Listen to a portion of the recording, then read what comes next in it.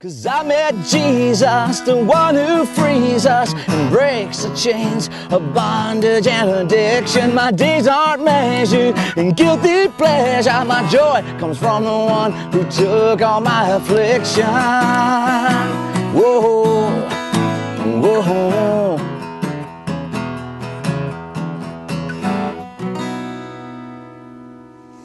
Hello, my name is Cody James, and I'm bringing you this special video message to tell you about some things that we as a ministry are very excited about.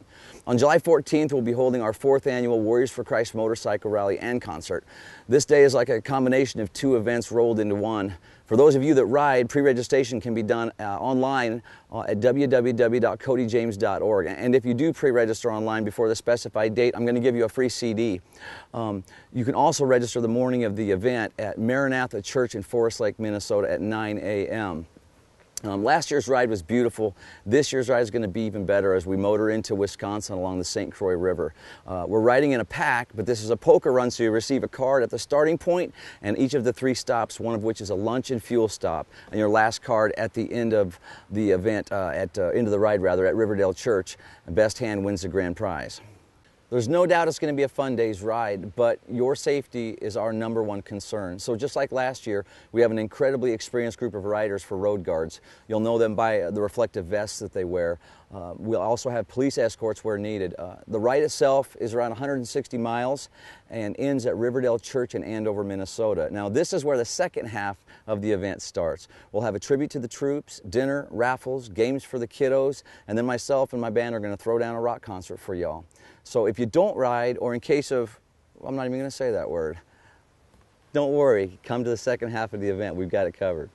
Now I could go on and on about the details of the day's event, but what's more important is the why behind the event. See, for the biggest part of my life, I had this huge hole in me, an emptiness that I tried to fill with drugs and alcohol and success and short-term relationships. After so many years of living this way, the residual effects took their toll. My liver was going bad, my blood pressure was off the charts, the depression I suffered was debilitating. Any respect that I had for myself, others, or the law was gone. And my family, they suffered deeply. I came to a point in my twisted thinking where I truly believed the best thing for everyone, and possibly my only relief, would be my own death. Fortunately, God had another plan, and I found myself incarcerated. Block walls, concrete floors, steel doors, a toilet that served as a sink as well, and receiving my food through a tiny slot in a big iron door. You know, you think one time in a place like that and I'd never go back. Yet I did, again and again. I believed it was my lot in life. I believed that I was human garbage. I knew what it felt like to believe I had done too much wrong in my life to ever be redeemed. I knew hopelessness. But then I learned about a God who loved me so much that He sent His Son Jesus to die a brutal death on a cross for me. And that by His act of complete selflessness and love, He was taking the punishment that I deserved and offering me total forgiveness. And all He wanted from me was that I believe and love Him back. And that's exactly what I did. And He began to restore my life, but He used people to do it.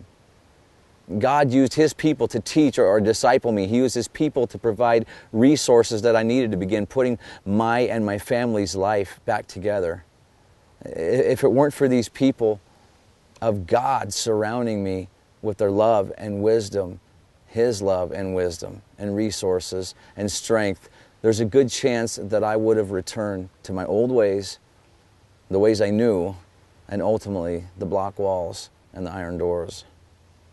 God called me shortly thereafter into full-time ministry as a missionary on the American mission field. And for a number of years I've been traveling the Midwest, going into jails and prisons, sharing with my brothers and sisters how they too can be freed from the bondages of sin and death. And though I'd been living in Joplin, Missouri, I was traveling to Minnesota more and more often, sharing the gospel, my testimony, and the songs that God had given me.